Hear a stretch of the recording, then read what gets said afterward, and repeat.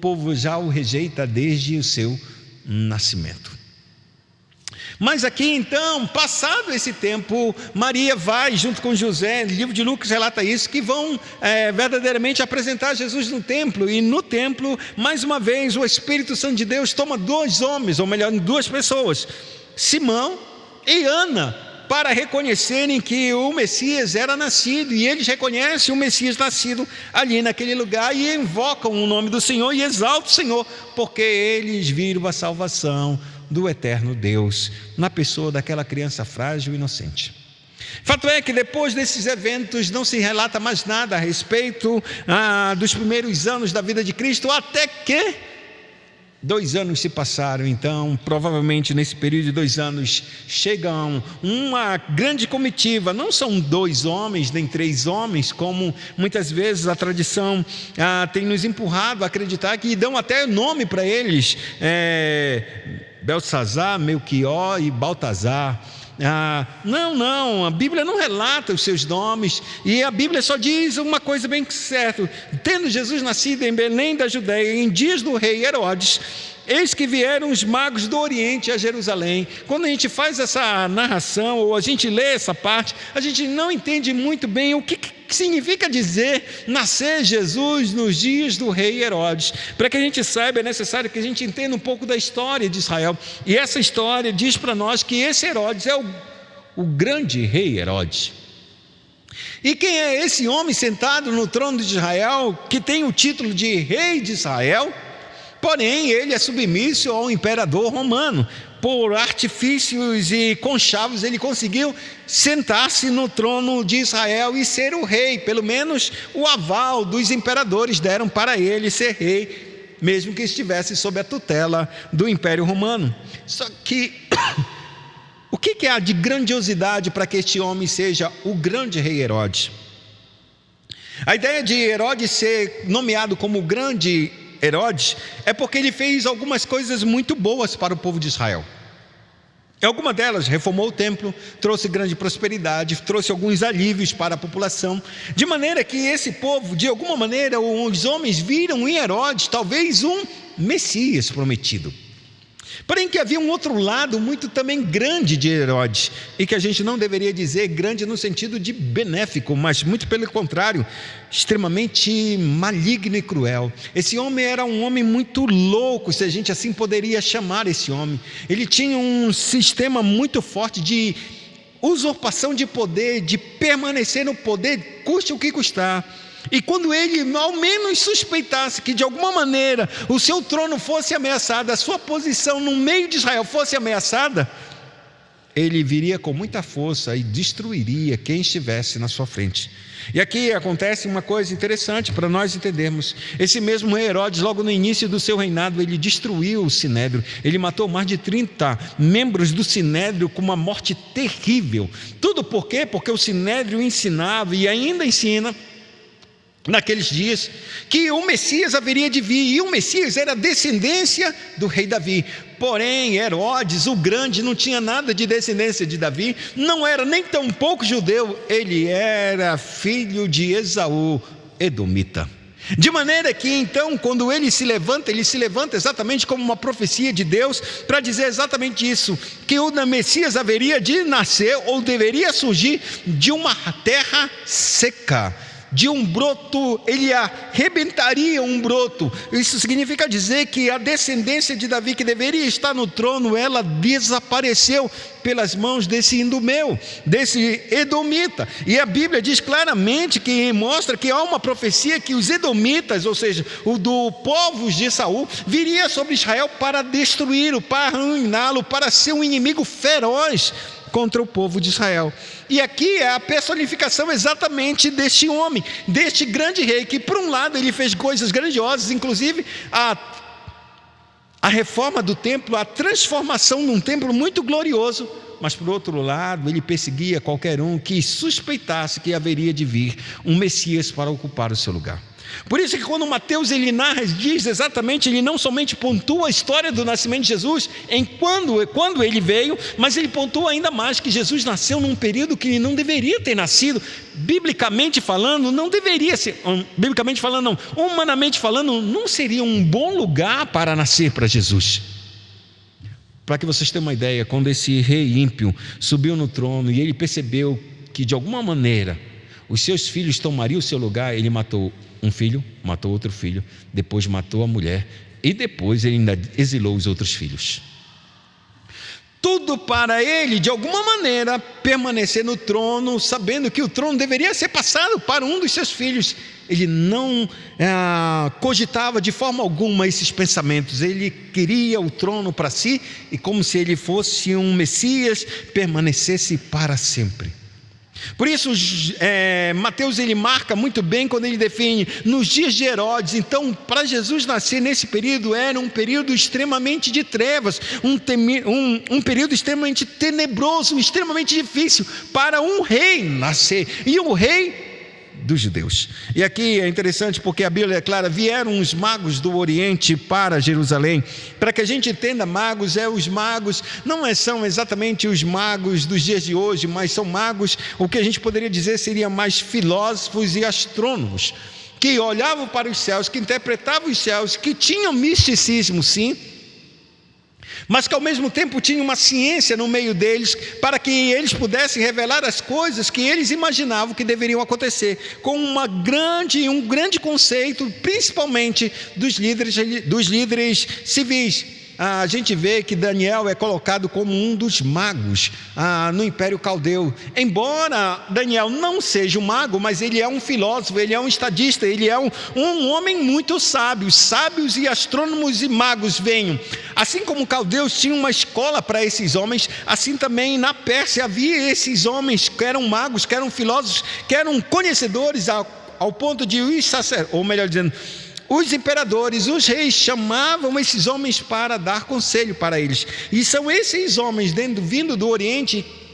Que homens são esses? A Bíblia não relata. A gente só pode imaginar que eles poderiam vir ou da Pérsia, ou da Medo-Persa, ou da Babilônia. Mas é mais provável que venham da Pérsia, porque já que a Babilônia ficava ao norte de Jerusalém e eles vieram do Oriente, quem vem do Oriente é da Pérsia ou é da Medo-Persa. De maneira que a maioria dos estudiosos apontam para a Pérsia como verdadeiramente o lugar que esses homens vieram. Tirado essas ideias e concedendo algo muito maravilhoso porque nesse tempo os judeus se dispersaram por todas as regiões do mundo, e quando eles se dispersaram, muito da cultura judaica passou a fomentar o coração de muitas nações. E aqui é um ponto interessante para a gente entender que a expectativa de um Messias num tempo tão cruel, que era o tempo do Império Romano, estava fervendo no coração não só da Judeia, mas em outros lugares onde os judeus habitavam em povos diferentes. Essas mesmas práticas ou esses mesmos conceitos passaram para os outros povos. Por isso a gente tem esses sábios, esses astrônomos. Lembre-se quando Daniel foi preso, ou melhor dizendo, foi colocado uma armadilha para ele ser preso e ser lançado na cova dos leões. Lembre-se que os magos daquele tempo, os sátrapas nesse caso, eles fizeram assim mesmo: vamos buscar na lei do nosso povo alguma coisa que tenha errado Daniel. Eles procuraram de todas as formas e viram que a administração de Daniel era fiel, limpa, justa, não encontraram nada que penalizasse Daniel. Então, vamos procurar na lei do seu Deus. Para que eles procurassem na lei do seu Deus, eles tiveram que estudar a Escritura. Eles tinham que ler os mandamentos de Deus, eles tinham que ler as condutas pelas quais Deus pudesse ensinar o seu povo, e visse que, como Daniel é fiel, ele não pode se comprometer em nenhuma outra coisa que Deus a proíba. Isso é interessante para a gente entender como nossos inimigos, nossos adversários, muitas vezes não encontram meios para nos destruir, e vão encontrar onde? Nas Escrituras Sagradas, para fazer por meio dela, de alguma maneira, nos enredar, nos enganar e nos fazer tropeçar. Isso já não é de Daniel, isso é muito tempo antes, quando Balaão, invocado ou comprado pelos inimigos do Senhor, foi até para amaldiçoar, mas ele não conseguiu, porque Deus transformou a maldição em bênção. E nessa ocasião ele profetizou, ele disse que uma estrela viria de Judá, apareceria nos céus e o cetro estaria completamente na mão de Judá. Significa dizer que algum fenômeno muito maravilhoso apareceria nos céus como uma estrela, apontando verdadeiramente que o reinado de Deus, ou o reinado desta terra, um rei viria sobre a tribo de Judá. E o que é interessante nessa história é que quando Balaão não consegue seus eventos, ele vai embora, só que ele não desiste de receber o pagamento. E a Bíblia diz que Balaão, ele arrumou estratégias para fazer com que o povo pecasse e então o povo fosse destruído. Essas mesmas estratégias reaparece novamente no livro de Apocalipse. Como Balaão, com os ensinos de Balaão, fez com que o povo sacrificasse aos ídolos. Por quê? Porque ele fez por meio de prostituição cultural, para que os homens caíssem na tentação, se prostituíssem e adorassem seus deuses. E por causa disso, a ira de Deus viesse e ferisse o povo. E foi exatamente assim que aconteceu. Israel foi ferido muitas vezes. Mas por quê? Porque Balaão olhou as escrituras e ensinou: façam isso e esse povo cairá diante de vocês, não pelas mãos de vocês exatamente, mas Deus virá e punirá, e vocês serão um instrumento de Deus para essa punição. E assim exatamente aconteceu. Só anos mais tarde que Balaão é morto e é destruído todo o seu poder e toda a sua miséria, exatamente por causa de que ele ensinou e armou laços para o povo de Israel cair. E aqui nessa história acontece algo da mesma maneira. O que eu estou querendo dizer é que povos que não fazem parte do povo de Israel também aprenderam as coisas de Deus. Só que diferente de Balaão, esses homens eram honestos no sentido de buscar a verdade, no sentido de inquirir. E aqui existe um parêntese muito claro: Deus tem o poder de fazer manifestar. Quando a Bíblia diz que exatamente os céus proclamam a sua glória e o firmamento, que é obra das suas mãos, um dia anuncia a outro dia uma virtude, um poder, uma clareza tão grande que, embora não haja palavras, a gente consiga ouvi-la, consiga entender. Aqui nesse Salmo de número no Salmo de número 19, a gente reconhece claramente que esses homens olharam para os céus, viram uma configuração diferente e essa estrela apareceu. Estando eles no Oriente, eles viram, como a Bíblia vai dizer claramente, estando nós no Oriente, nós vimos essa estrela, vimos o sinal. Nasceu o Messias, nasceu o Rei dos judeus, não nasceu o rei de ninguém. Na história da humanidade disse claramente, e é comprovado por vários relatos, de que toda vez que um grande personagem nasce na terra, há um sinal nos céus. E toda vez que um grande personagem também morre, há um sinal nos céus. Isso foi feito com Alexandre o Grande, isso foi feito com a vida de Jesus, isso foi feito com outros homens registrados nos anais da história, exatamente, apontando verdadeiramente que alguma coisa, algum evento grandioso está acontecendo neste mundo. Um personagem está nascendo para mudar a história deste mundo. E aqui é interessante para a gente entender que quando esses magos eles chegam com uma comitiva tão grande, e a Bíblia diz assim mesmo, e a pergunta deles foi categórica diante do palácio.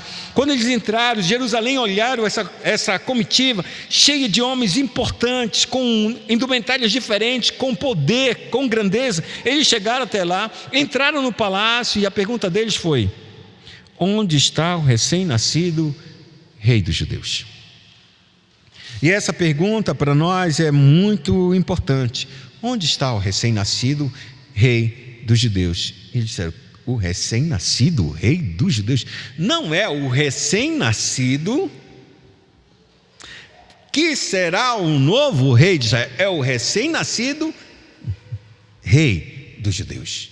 Ele está dizendo que o recém-nascido naquela hora ele já é o rei, estando o rei diante dos seus olhos, que é Herodes. Agora pensa, um homem que pensa que qualquer um pode ser o inimigo e não pode usurpar, sabendo ele que havia uma profecia clara de que o Messias da tribo de Davi, da descendência de Davi, haveria de assumir o trono. Como esse homem enxerga essas palavras? Como esse homem ouve essas coisas que chegam até ele dentro de uma comitiva que nem fazia parte de Israel, uma comitiva totalmente distante, fora do povo de Israel, e vem com uma profecia que culmina exatamente com aquilo que ele já imaginava? Ele ouve aquilo, e a Bíblia diz ainda mais: porque vimos a sua estrela no Oriente e viemos para adorá-lo. O ponto aqui que ele está dizendo é de um neném nasceu, o bebê nasceu. Onde ele está, porque já vimos o seu sinal, e o sinal é a prova de que ele nasceu, e é inegável isso. E aqui tem um ponto interessante, amados. Quando a estrela surgiu para eles, muitos estudiosos, e eu passo a concordar com eles exatamente isso, que a estrela não ficou no céu durante esses 2 anos. A estrela provavelmente apareceu, esse fenômeno apareceu por volta mais ou menos de uma semana, ficou nos céus. Até que os magos entenderam que esse era o sinal perfeito, então eles partiram, prepararam sua comitiva, então partiram. Levaram 2 anos da sua comitiva até chegar a Jerusalém. E quando chegaram em Jerusalém, eles não chegaram, irmão, porque a estrela estava apontando por Jerusalém, porque eles sabiam exatamente o caminho, e sabiam exatamente a profecia, que um rei que haveria de reger o mundo inteiro, nasceria era de Israel, era do povo judeu. Então por isso eles olham a estrela, veem que a estrela está na direção de Jerusalém, e eles não precisam mais da estrela para se guiar, porque o caminho até Jerusalém era uma reta conhecida. E tendo feito isso, eles partiram. Quando eles chegam sem nenhuma estrela, sabendo exatamente, é o palácio, aqui é o rei nasceu, então o rei está no palácio. Então a pergunta dele diz: onde está o recém-nascido, o rei dos judeus? Não tem outra pergunta, não tem outra questão. Estamos no palácio, aqui é o palácio do rei dos judeus, e nasceu então esse menino. Me digam onde eles estão para que nós venhamos adorá-lo. E a escritura diz claramente: tendo ouvido isso, alarmou-se o rei Herodes, e com ele toda Jerusalém. Por que Herodes fica alarmado? Por que toda Jerusalém fica alarmado? Porque o homem que está no trono é um louco, e por pouco ele já matou a sua esposa e seus 2 filhos. O que dirá de uma profecia dessa chegando aos seus encontros? E ninguém sobrava para ninguém se ele mais uma vez entrasse numa loucura, num surto. O que haveria de fazer com os judeus?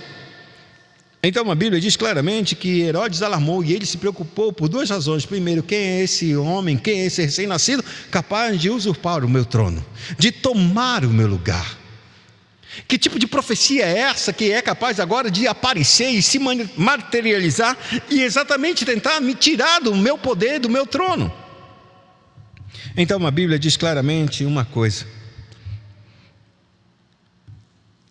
ele sabe que não está ali, o rei não nasceu no palácio. Então ele convoca os principais sacerdotes e escribas do povo e indaga deles onde o Cristo deveria nascer.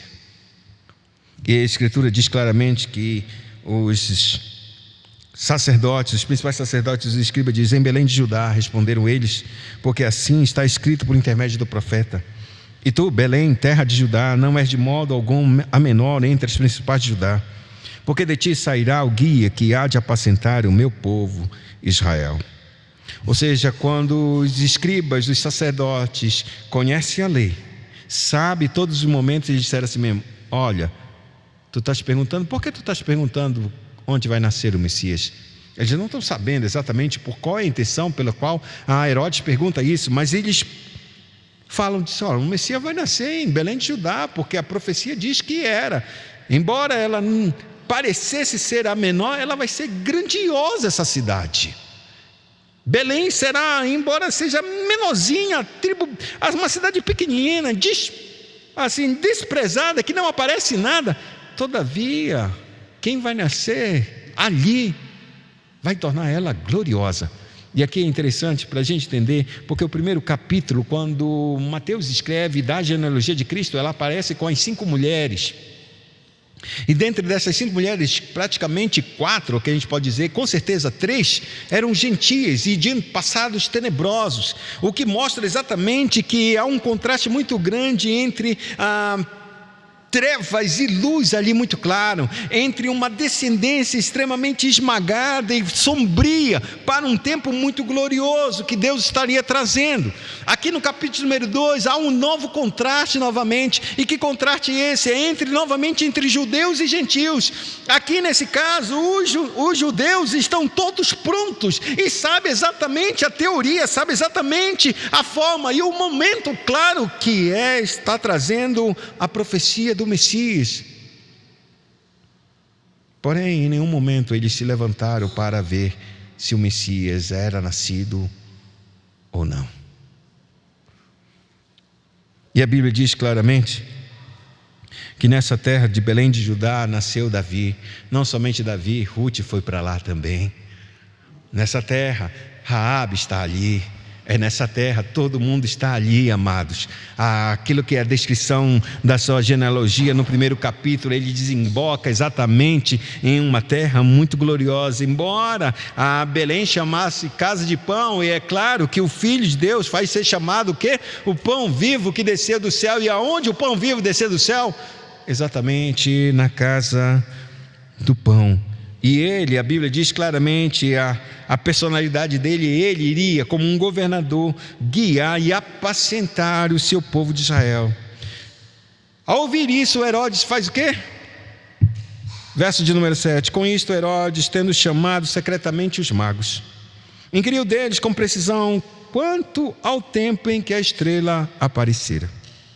E enviando-os a Belém, disse-lhes: ide e informai-vos cuidadosamente a respeito do menino, e quando o tiverdes encontrado, avisai-me, para que eu também ir adorá-lo. A Bíblia diz claramente uma coisa: a grande comitiva chegou no palácio e todo mundo ficou sabendo das palavras dos mensageiros ou dos magos. Naquela mesma hora, Herodes ele sai e manda chamar e reunir o sinédrio, pelo menos os principais. Ele recebe a resposta dos principais sacerdotes, dos escribas, e então volta. Quando ele volta para o palácio, ele manda sair todo mundo e fala somente com os magos. E ele fala secretamente, e antes dele dar a resposta e apontar o caminho onde deve se encontrar o Cristo, ele diz assim mesmo: quando vocês viram essa estrela? Em que momento vocês viram? Há quanto tempo vocês estão andando? E até agora chegar aqui, quanto tempo passou? E eles, inquirindo tudo isso secretamente, eles disseram, com o coração e peito aberto, achando que Herodes estava muito grato, muito feliz, e queria também adorar juntamente com eles. Então eles abrem o seu coração e dizem: daqui 2 anos nós temos seguido, desde que vimos a estrela, chegamos aqui. Aí então Herodes disse: agora vão, sabe, esse menino não nasce aqui, a profecia diz que ele nasce em Belém de Judá. Então vão procurando, vão batendo de casa em casa, até encontrar esse menino. Então quando vocês o encontrarem e o adorarem, voltem aqui, porque eu também tenho que adorar e levar meus presentes para esse garoto tão precioso que é o rei de Israel. 2 coisas que a gente precisa entender nessa história, irmãos, ou algumas coisas que a gente precisa entender nessa história. Há homens que conhecem as Escrituras Sagradas e jamais encontrarão Cristo. Esses sacerdotes, os escribas, os fariseus, os principais, eles sabiam claramente onde o Messias nascia, e eles sabiam agora, pela boca dos magos, que um sinal foi dado, que o Messias nasceu, e eles vieram de 2 anos tão distante para encontrar o Messias, tendo, sabe o que, irmãos? Os céus e uma pequena porção da palavra que atestavam que eles estavam no caminho correto. O resto a gente pode considerar: mas eles teve tanto misticismo, tanta loucura, não importa. O pouquíssimo da luz que eles tinham o desejo de encontrar o Messias. Mas esses que tinham tanto poder, tanta palavra, tanta luz, eles não tiveram desejo nenhuma de encontrar se o Messias era nascido ou não. Isso mostra exatamente como a terra de Israel estava arrasada com seus líderes. Como se a pessoa mais importante de todo o Antigo Testamento era a profecia de que o Messias viria. E eu estou na expectativa que esses Messias venham, como eu não me preocupo para ir e encontrar esse Messias, quando está claramente na minha cara que pelo menos pode ser mais um daqueles que é uma falsa profecia, é um falso sinal, é um falso aviso para nós que realmente o Messias não nasceu. Podia ser, mas dessa vez estava diante dos olhos dele com uma grande comitiva que nem pertencia ao povo. E os salmos, a Escritura diz que reis, por isso nos Salmos e no livro de Isaías, capítulo de número 60, mostram que reis das nações viriam e adorariam o rei. Então, por isso também é dito que esses magos eram como se fossem reis, ou, dito para alguns, eles eram próprios reis de outros lugares. Todavia, as Escrituras apontavam que os reis gentios viriam e adorariam Cristo. E eles mesmos sabendo dessas coisas, sabe o que eles fizeram? Permaneceram no palácio. E aqui é de se assustar. Vocês vão encontrar ainda neste mundo muitas pessoas que vão apontar: ali é o Cristo, ali é uma boa igreja. Mas ele mesmo não vai à igreja. Ele mesmo não tem prazer de encontrar com o Senhor. Ora, mas ele mesmo não ora. Lê a Bíblia, mas ele mesmo não lê a Bíblia. Tudo isso mostra quanto Herodes, quanto os sacerdotes e todos esses líderes estavam distantes de Deus e não queriam de fato encontrar o Senhor. Porém, a Bíblia diz claramente, quando eles ouvem para onde o Messias é, onde deveria nascer, a Bíblia diz claramente, enviando-os a Belém, no verso de número 9 diz: depois de ouvirem o rei, partiram. E eis que a estrela que viram no oriente os precedia, até que chegando parou onde estava o menino. A partir de agora, quando eles saem de Jerusalém, eles voltam a ver de novo. E é interessante porque eles chegam quase na calada da noite, e na mesma calada da noite eles partem para Belém. Eles não esperam o dia amanhecer, eles vão para Belém ainda de noite. Isso significa a urgência que a gente tem de encontrar com Cristo. Irmãos, a gente não pode esperar o dia amanhecer para realmente resolver nossa vida espiritual. Quando a gente sabe onde o rei se encontra, é necessário que a gente vá até ele. A gente não perca tempo, não. A gente vai dormir e descansar, e logo amanhã cedinho a gente vai para Belém. Não, eles saíram de Jerusalém, saíram do palácio. Se não é aqui que está o Messias, porque como eu posso ficar no lugar? Pode ser um mais agradável, pode ser um mais confortável, pode ser um mais luxuoso. Como posso eu ficar no lugar onde Cristo não está? Não é possível, irmãos. Não é possível a gente permanecer no lugar onde Cristo não se encontra. Se Cristo está em outro lugar. Eu gosto muito de um hino, de um cântico, melhor dizendo, mas pode-se dizer que é um hino, de um grupo dos Arautos do Rei. Ele canta algo muito bonito, e ele diz exatamente, ele diz que o céu só é céu porque Cristo lá está, porque se Cristo não está no céu, o céu deixa de ser céu, irmãos. E é essa a razão pela qual muitos tentam ir ao céu com medo de ir para o inferno. Sabe por quê? Porque não encontraram o Cristo, porque o Cristo é o céu, irmãos. Não existe outra pessoa, não existe outro lugar. Nós devemos estar nele, porque é nele que é o céu, onde todas as bem-aventuranças alcançam o nosso coração e a nossa mente. E então, a Bíblia diz claramente, depois de ouvir o rei, eles partiram. E então eles voltam a ver a estrela que antes eles viram como sinal. E quando eles veem novamente a estrela, isso alegra o coração deles. É tão fato isso que ele diz assim: e vendo eles a estrela, alegraram-se com grande e intenso júbilo. Presta atenção, amados. Se eles estivessem seguindo a estrela todo o tempo, eles se alegrariam com grande júbilo? Qual é a razão? Eu tenho visto toda a noite a mesma estrela e estou seguindo. Não há nada de anormal nisso. Mas o que é anormal é que eles não viam mais a estrela. Haviam passado-se 2 anos e não tinha mais nenhuma estrela. Não havia mais nenhum sinal. Eles estavam no lugar certo, no momento certo. Mas aí, eles não sabiam onde era que o Messias haveria de nascer. Eles sabiam que era da terra de Israel. E então, quando Herodes, que não tem nenhum prazer e nenhum cuidado de viver o mandamento de Deus, e diz para eles qual é o mandamento, aonde é a profecia, aonde deveria acontecer, eles saem, ouvem a palavra e partem. Quando eles partem e saem de Jerusalém, eles levantam os olhos, lá está a estrela. Isso significa dizer que é como um sinal para o coração deles: vocês estão no lugar certo, vão. Agora a estrela vai preceder exatamente, vai direcionar eles exatamente ao lugar. Eles sabem onde é Belém de Judá, eles sabem um caminho, só que agora a estrela vai apontar exatamente onde está o filho. E a escritura diz: e vendo eles a estrela, alegraram-se com grande e intenso júbilo. Entrando na casa, viram um menino com Maria, sua mãe. Prostrando-se, o adoraram. Não adoraram. Eles adoraram o menino. Tendo a mãe do seu lado, eles adoraram o menino. Não há adoração sobre Maria, não tem ponto nenhum de adoração sobre Maria. Maria é aquele instrumento, mas eles não foram atrás de Maria, eles foram atrás do menino nascido, e quando o encontraram, a estrela brilhou, eles entraram naquela casa e não viram ninguém. E aqui é interessante, porque eles também não viram José.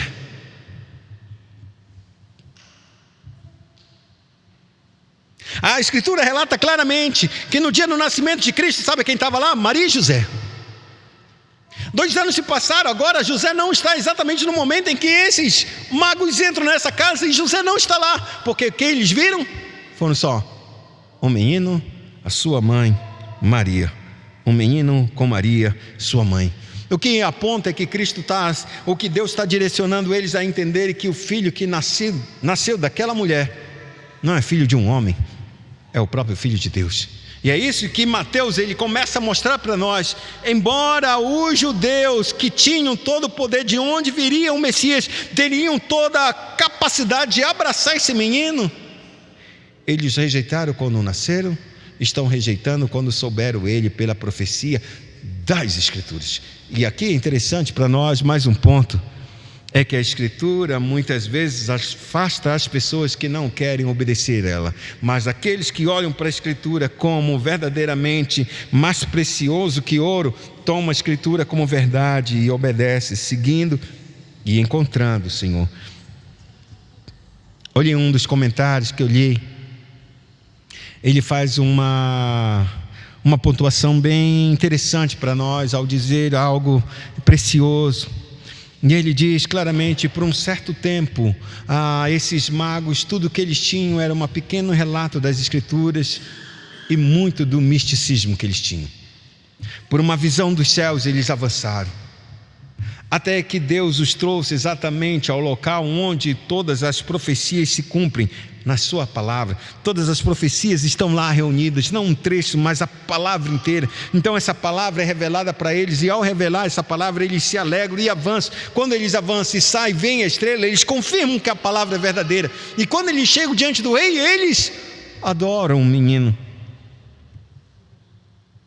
E a Bíblia diz: prostrando, adoraram e abriram seus tesouros, entregaram-lhe suas ofertas, ouro, incenso e mirra. A gente pode muito dizer a respeito desses elementos que são o ministério tríplice de Jesus. A gente poderia dizer isso, e não é errado dizer isso, porque ele é rei, ele é o sumo sacerdote, e ele é um servo sofredor. Sim, ele é um servo sofredor, de maneira que ele é o grande profeta. E aqui nesse sentido a gente vê essas três coisas: o ouro como símbolo da realeza e da divindade, o incenso visto como um sacerdote eterno, e a mirra. Aqui a mirra é algo poderoso, porque ele não é somente um símbolo para ungir os profetas, os reis e os sacerdotes, mas também é mais do que isso, ele serve para ungir os mortos. O que nos dá a entender claramente que esse Cristo que estava recebendo essas dádivas, esses tesouros, e que todos eles são extremamente valiosos e caros, Cristo estava trazendo para a vida deles, ou melhor, os presentes que estavam sendo dados ao pequeno Jesus, que é rei dos judeus, o nascido que é rei, estava dando para eles também dor e sofrimento daquilo que haveria de vir. Então Cristo, desde o seu nascimento, ele já foi incumbido verdadeiramente que ele seria rei, que ele iria ser o sacerdote, e por causa de sua palavra e de suas obras, ele haveria de morrer pelo pecado das pessoas, e de morte cruenta. Então a Bíblia diz no verso número 12: sendo por divina advertência prevenidos em sonho para não voltarem à presença de Herodes, regressaram por outro caminho à sua terra. Eu encerro esse texto nessa noite dizendo algo impressionante. Aqueles homens, quando entraram no palácio, eles encontraram um rei, e que em toda a sua aparência, em todas as suas palavras, era um rei piedoso, era um rei bom, era um rei misericordioso, era um rei devoto a Deus, livre de vaidades, livre de qualquer coisas ruins. Essa foi a impressão que os magos chegaram e viram, porque eles disseram: vão, procure de casa em casa, não vou, vai, quando vocês encontrarem o menino, adorem também, me digam onde ele está, exatamente quem é o pai, quem é a mãe desse garoto, para que então eu vá também levar os meus presentes e o adore. A Bíblia diz que Deus deu um sonho para eles. A Bíblia diz que provavelmente esses homens se comprometeram com a palavra de voltar em Jerusalém. Disse: está certo, rei, tudo bem, rei, como o rei é bom, né? Nos mostrou tudinho, nos deu todo o caminho das pedras. Então, não, rei, eu encontrando, a gente vai voltar e vai te dizer exatamente quem ele é, onde ele está, quem é o seu pai e sua mãe. Eles adoraram o rei, o pequeno, naquela noite que eles foram descansar. Deus os avisou em sonhos: não voltem em Jerusalém, voltem para suas casas por outro caminho. E a Bíblia diz claramente: regressaram por outro caminho à sua terra. Isso mostra que muitas vezes, irmãos, muitas pessoas que decidem andar junto conosco para adorar a Cristo, não querem adorar o Cristo, querem matar o Messias, querem matar o Cristo que está em nós. E se nós voltarmos exatamente a esses mesmos lugares, talvez nós mesmos sejamos mortos.